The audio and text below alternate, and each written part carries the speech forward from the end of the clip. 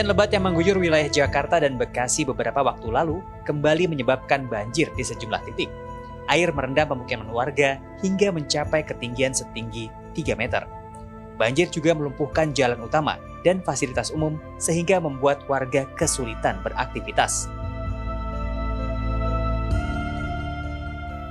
Fakta di lapangan menunjukkan bahwa banjir adalah buah dari buruknya sistem pengelolaan air hujan. Banyaknya permukaan tanah yang beralih fungsi dan tertutup beton, juga aspal, mengurangi area resapan. Sementara saluran drainase yang tersumbat juga memperparah keadaan.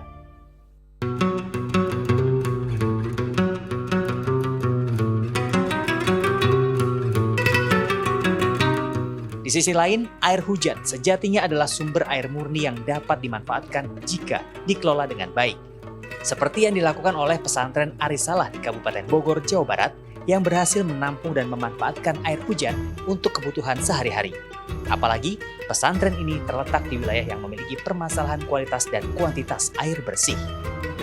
Yang pertama, yaitu untuk konsumsi santri tentunya. Selain itu juga untuk kebutuhan mandi dan air wudhu, kita juga menggunakan air hujan ini. Pemanfaatan air hujan di pesantren ini bahkan telah menghemat anggaran pembelian air hingga 70% setiap hari. Para santri pun kini terbiasa menggunakan air hujan sebagai air bersih dan air minum sejak 1 tahun terakhir. Enak, segar. Ini kayak lebih segar gitu, kayak yang air dimasukin kulkas tapi enggak.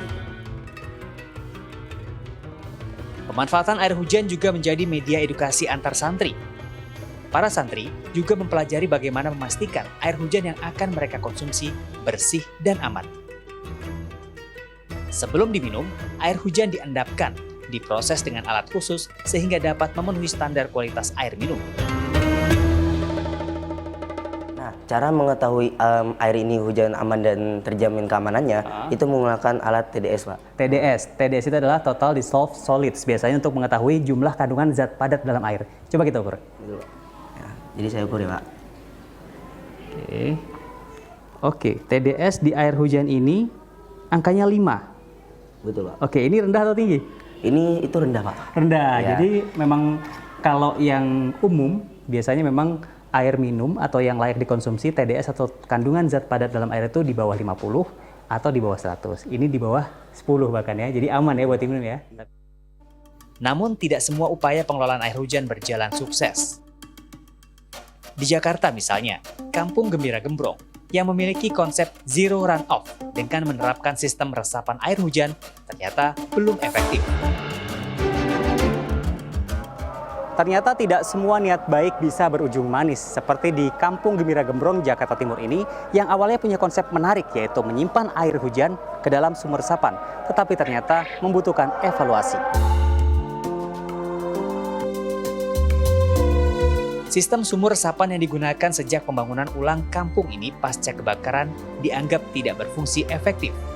Warga RT 2 RW 1 Cipinang Besar Utara Jatinegara, Jakarta Timur merasa sistem ini justru sering menyebabkan genangan. Talang. Oh ini perawan-perawan yang ini Perawan dari atas, dialirkan ke bawah. Jadi ini alirannya ya? Di Ya, bawah, dari sana mengalir. semua Semua rumah di sini konsepnya Dari mengembalikan ke air resapan. dari hujan ke Resapan. tanah, ke resapan. Oke, resapannya yang kita di atas, di bawah kita ini Pak ya? Ya, tapi Tempat kita resapannya berdiri. ini nggak berfungsi, Pak. Sekarang nggak berfungsi? Nggak berfungsi sama sekali. Oke, seperti apa nggak berfungsinya Pak? Kalau hujan masuk gimana? Masuk pun juga enggak, Ha-ha. balik lagi ke sana, Pak. Oh, karena ini ada turunan ya Pak? Di sana. Oh. Ini berlaku untuk semua resapan atau hanya yang di sini aja nih? Nah, semua juga yang dari pasca-pasca ke sana juga nggak ada yang berfungsi. Dosen Teknik Lingkungan Universitas Indonesia sekaligus ahli tata kelola air, Firdaus Ali, menerapkan konsep pengelolaan air hujan di rumahnya. Dengan sistem lubang resapan dan pemanfaatan air kotor dan limbah rumah tangga, ia memastikan tidak ada setetes air yang terbuang ke selokan, melainkan mengembalikannya ke dalam tanah. Menurut Firdaus Ali, siklus hidrologi air harus dikembalikan haknya agar kelak air menjadi sumber kehidupan, bukan krisis, bahkan bencana. Tuhan menciptakan sedemikian rupa yang kita sebut dengan siklus hidrologi. Ya, jadi hujan turun, lalu kemudian Begitu dia turun, misalkan di hulu ada vegetasi.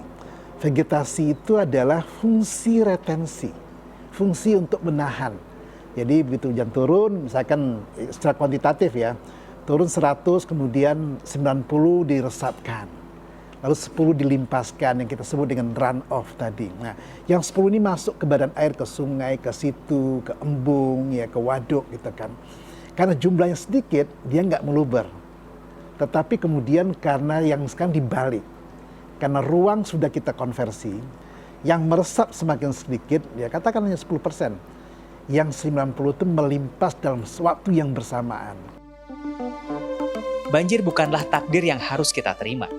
Jika kita mampu mengelola air hujan dengan baik, kita bisa menghindari bencana sekaligus menjaga ketersediaan sumber air bersih saat ini dan di masa mendatang. Yogi Tujuliarto, Iman Firmansyah, Jakarta.